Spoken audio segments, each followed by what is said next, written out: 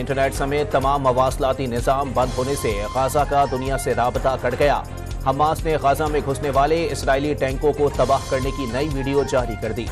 اسرائیل نے 14 فوجی مارے جانے کا اعتراف کر لیا۔ ملک بھر میں غیر قانونی تارکین وطن کے خلاف کریک ڈاؤن۔ کراچی میں سہراب گوٹ پر پولیس کا بڑا ایکشن۔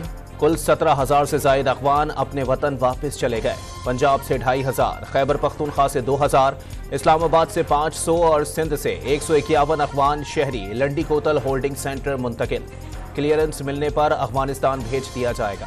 امریکہ کا پاکستان اور دیگر ممالک سے افغان پناہ گزینوں کے حوالے سے اپنی ذمہ داریاں پوری کرنے کا مطالبہ۔ افغانستان کے پڑوسی ممالک تحفظ کے خواہش مند افغانوں کو داخلے کی اجازت دیں۔ ترجمان امریکی محکمہ خارجہ کی پریس بریفنگ۔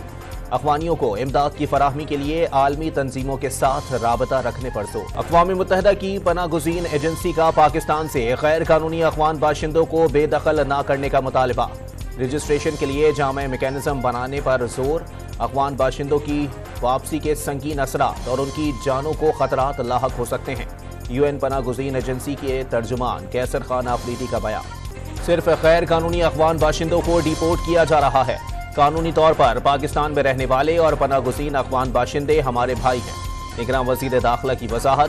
آپریشن کے دوران کسی نے بھی کسی کو ہراساں کیا تو اسے عبرت کا نشان بنا دیا جائے گا۔ سرفراز بگٹی کی گفتگو۔ $3 ارب IMF قرض کا قلیل مدتی پروگرام۔ نگراں حکومت کی مذاکرات کے لیے تیاریاں مکمل۔